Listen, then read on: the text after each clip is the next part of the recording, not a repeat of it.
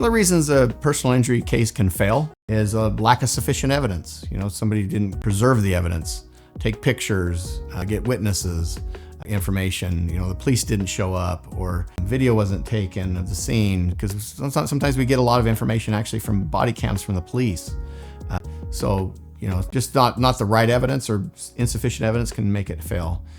Failure to treat appropriately. So when you're in an accident, we need you to get immediate care. Obviously, you'd want that to get better. And sometimes you have witness statements that are not in your favor. And so then there's other ways you have to look at, how can we prove the right story? And so we look at those kinds of things. We talked about before, video cameras and video footage from security cameras, dash cams. A lot of times, witnesses at the scene will help you.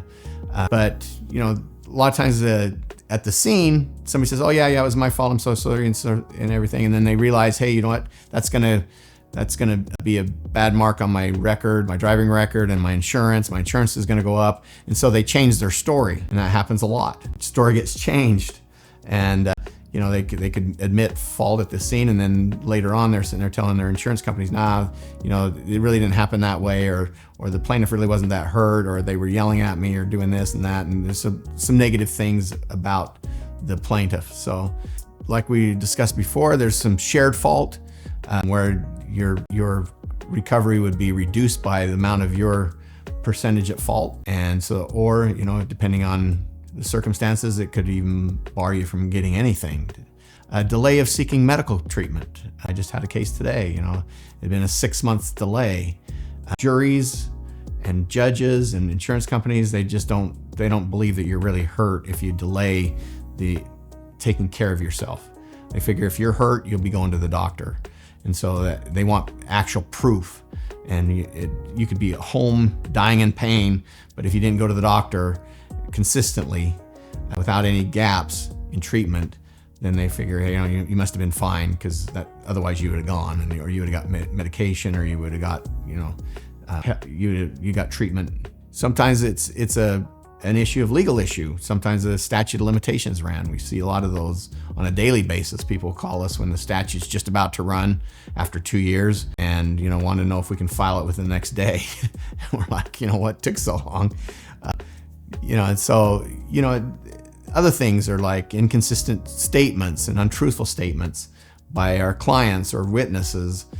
So credibility is a real important thing, and can either make or break your case. Obviously, you don't want to contradict what you say in a deposition or trial versus what you say to the doctor.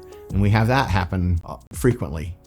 Where the client will say something to the doctor, and the doctor will write a note on it, and then in a deposition will say something different. Well, that's a destruction of your credibility. So make sure that everything is the same. Just if you tell the truth, you're fine. Just make sure everything is the same. Pre-existing condition can cause some problems. I'm going to skip the fraud one, because we have had cases like that where it was basically a fraudulent claim. We just had one last week. We had to drop because we're like, oh wow, this is fraudulent. You didn't really hurt yourself the way you said it happened. We found out. We figured it out. So there's those kinds of things. Low or minimal damage to the vehicle. Sometimes if the jury had a trial, the jury just didn't buy that the person was hurt and didn't believe the person. So, the credibility of the person is important, and the damage amount is important. And then the lack of legal representation. That we get a lot of stuff, people wanting to know answers when it's really too late.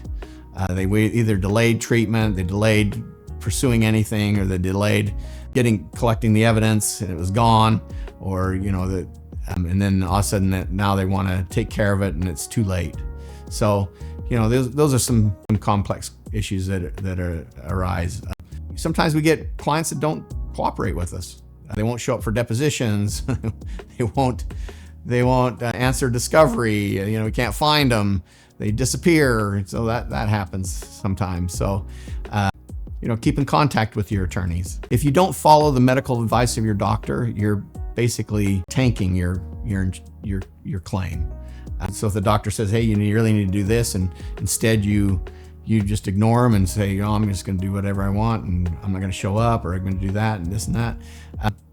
It's a difficult thing, and it's difficult to get juries on board when you're not following what the doctors tell you to do.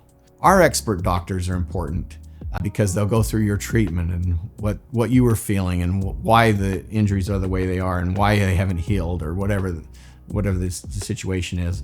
And so those are important things. So those can help you, they can hurt you.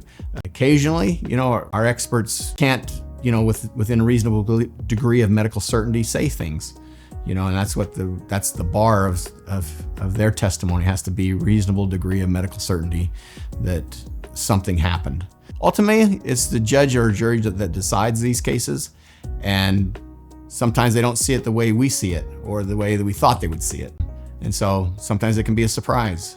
But hopefully you prepared enough, you were consistent enough, the evidence is there, you collected it early. That's why you establish all this information as you're going through the healing process. You're gathering evidence, making your case very solid for the jury, so that when you finally get there, there's no gaps, no holes, and you've basically covered everything before you get there in preparation, and so that you can win and win big.